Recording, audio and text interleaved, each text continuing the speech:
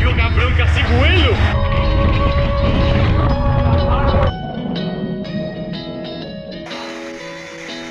Yeah, she fell in love with the old me when I wasn't trying to OD, but I still feel the same. I still feel the pain. Differences like I got rid of the cold feet. She said this forever, knew that's too good to be true. Now all I'm left with is a cold drink. I learned my lesson, love ain't worth stressing. At least that's what noted and told me. Yeah, she fell in love with the old me when I wasn't trying to OD, but I still feel the same. I still feel the pain. Differences like I got rid of the cold feet. She said this forever, knew that's too good to be true. Now all I'm left with is a cold drink. I learned my lesson, love ain't worth stressing. At least that's what noted and told me. Yeah, I fell in love with the Adderall. Guess you were my first love after all. Gave me second chance after second chance, and I know that you regret them all.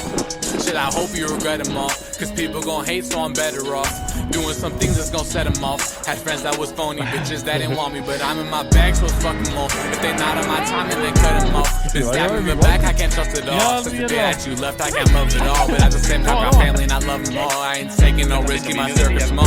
Cause it be your homies, the ones that's the closest, that's watching and praying on you to fall. These bitches in love with the old me. I should've learned you to own me. These days don't smoke, but fuck it. Might have to roll with some OG. I changed for the better. You show me my worst, so I'm never gonna settle. And don't let this get to your head.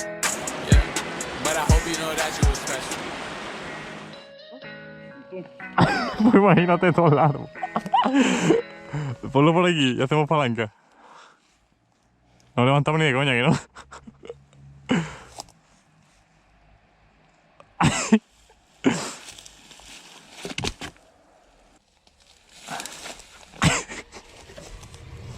Escúchame, ¿y si lo intentaba pasar por aquí? A ver, en plan, una moto y después la otra.